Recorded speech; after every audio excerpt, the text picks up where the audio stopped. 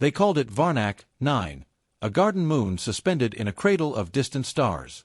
To its people, it was sacred ground, a living world woven with memory and light. The Varnak did not build cities of steel or command weapons of war. They sang their language through color and sound, etched their memories into living crystal, and raised their children in harmony with the land. Their homes were grown, not built. Their skies glowed soft with floating trees and dream lanterns. They knew peace, pure and ancient. And that is why they died.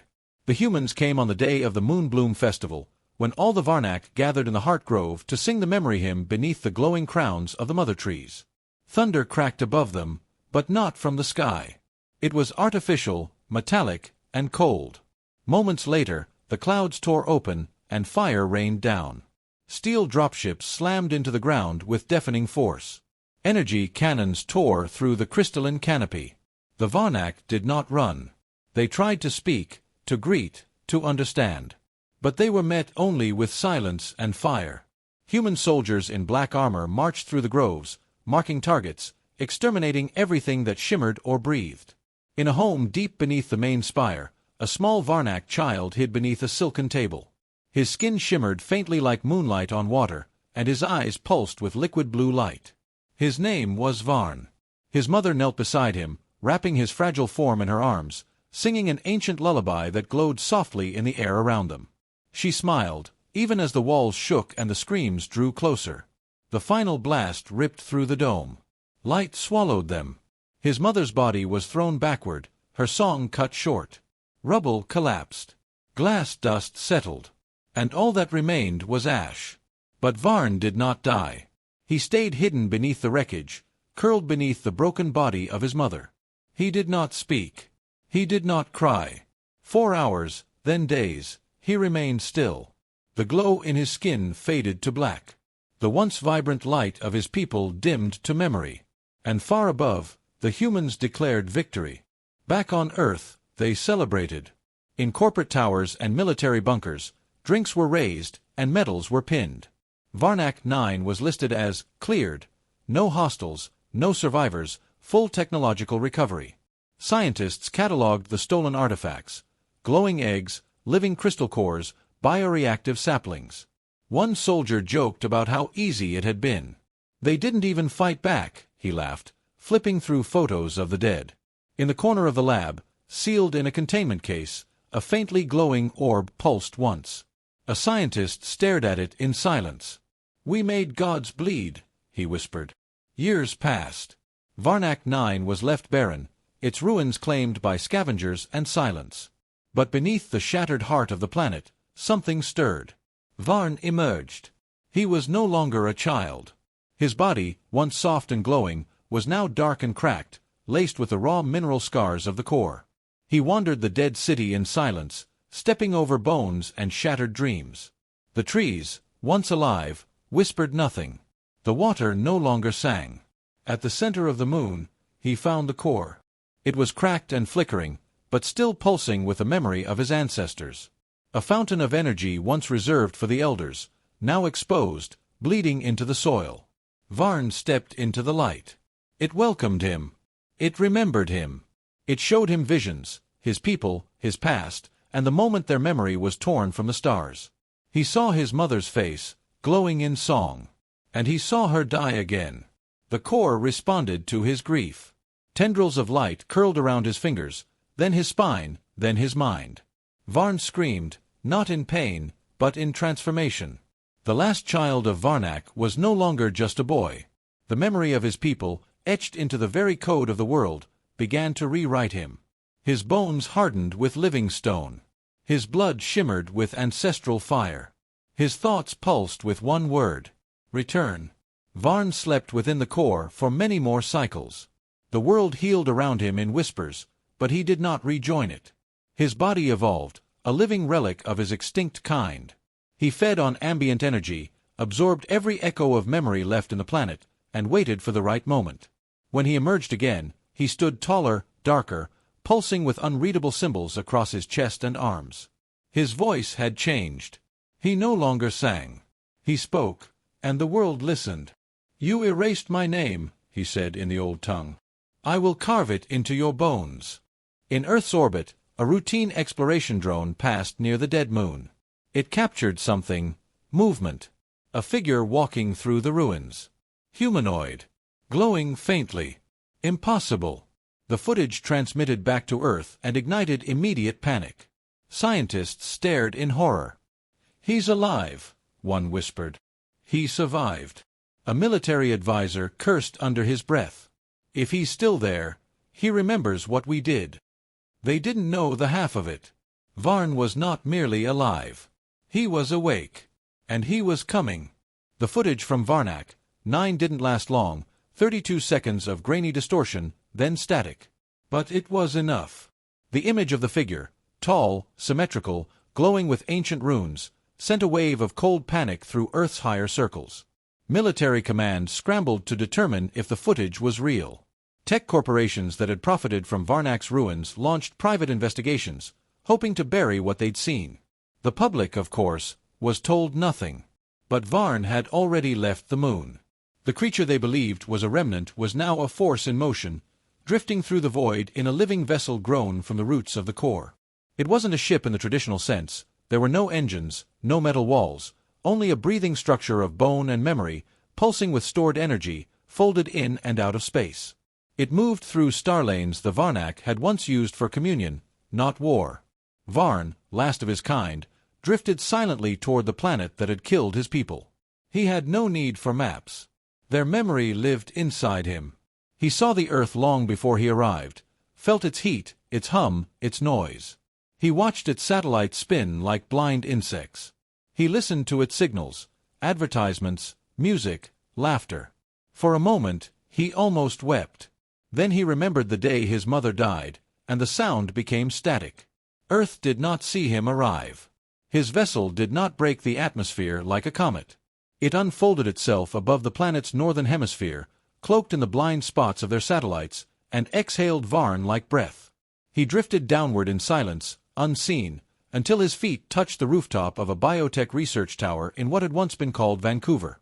It was one of the first labs to reverse engineer Varnak DNA.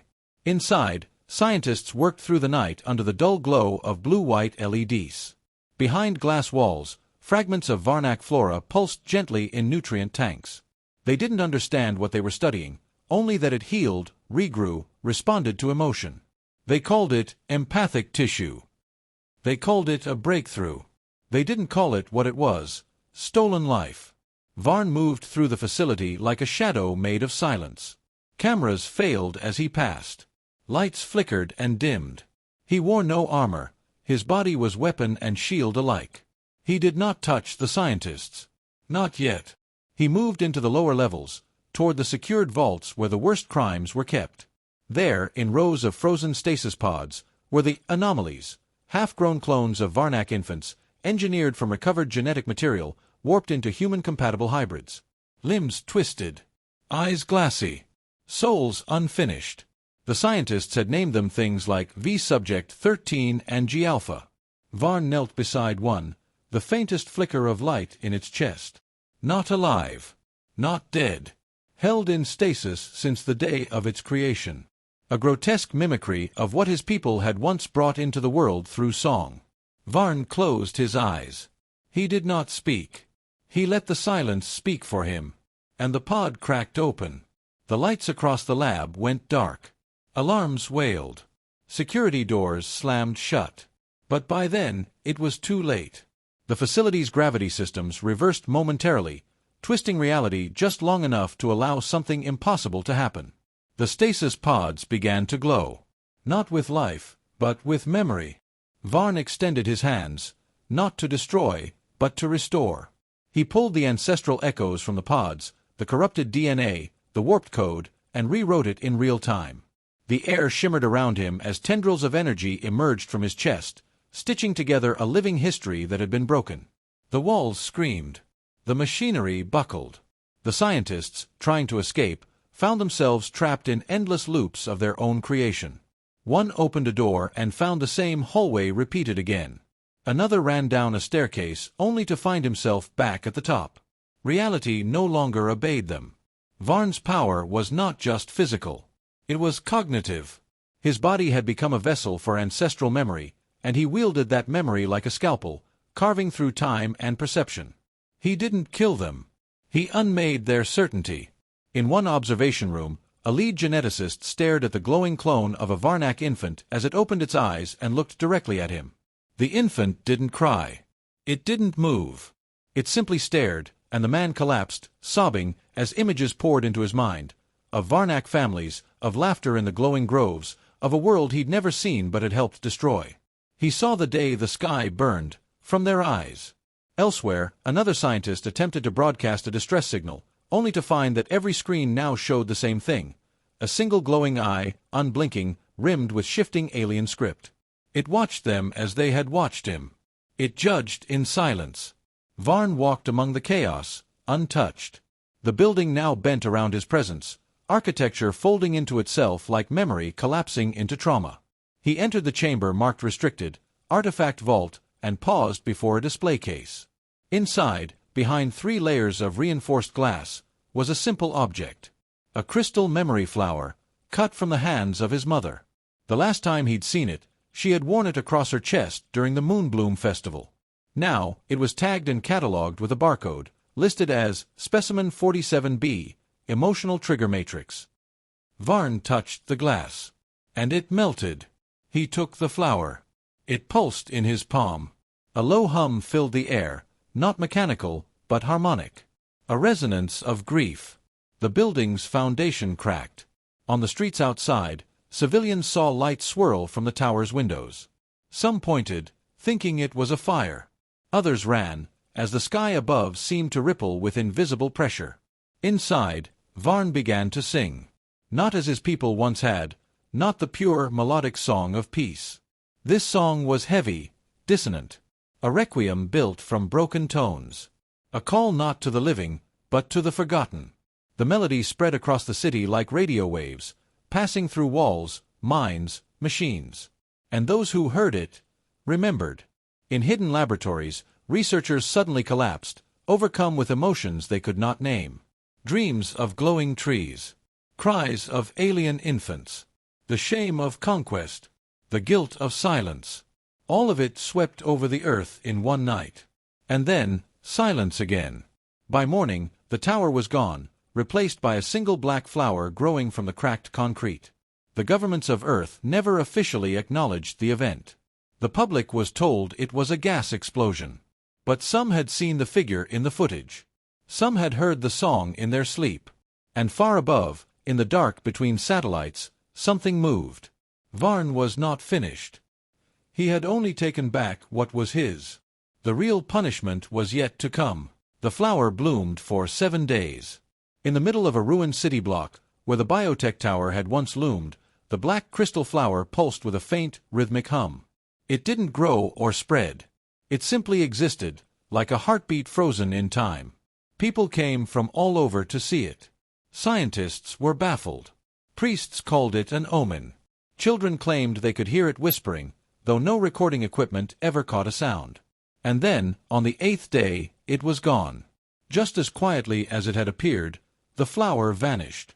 In its place stood nothing but scorched earth and a single word, scorched into the pavement in twisting alien glyphs.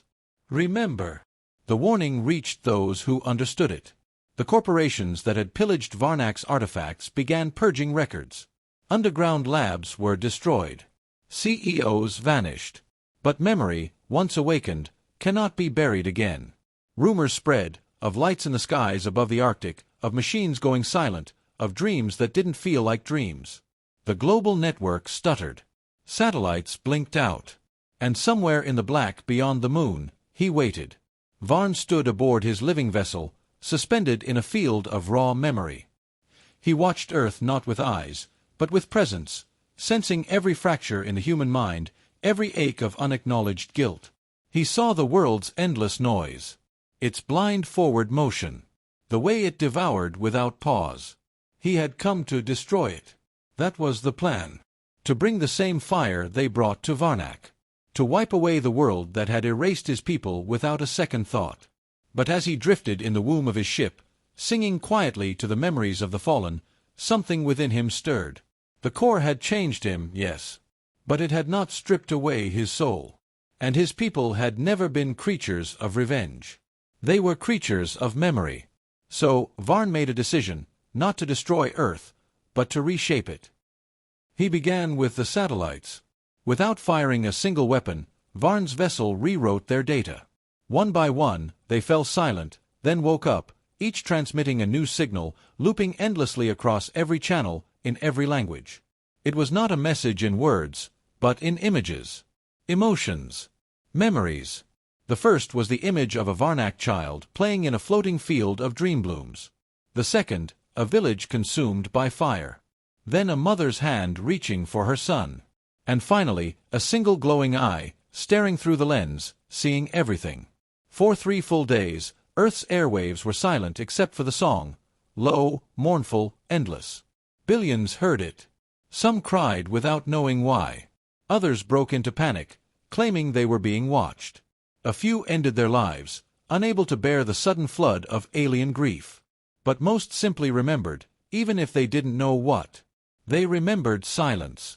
They remembered what it means to lose a world. Governments scrambled jets. Space agencies launched missiles. They failed. Varn's vessel wasn't there, not in the way they understood. It existed partially outside their concept of location. Their weapons passed through illusions. Their sensors went blind. Then it happened. At precisely 3:33 a.m. Greenwich time, every reflective surface on Earth, every mirror, window, screen, turned black. People saw themselves not as they were, but as they had become, hollow-eyed consumers. Plunderers. Denial given form. And standing behind them, in every reflection, was Varn. Not with a weapon. Not with rage. But with a hand outstretched. Not in violence, but in judgment. His voice filled every home. You will not forget us again. The transformation began with memory. Cities awoke to find structures rewritten, old statues replaced by glowing crystalline pillars, humming faintly with Varnak song. Rivers flowed backward for hours, carrying lights within their depths.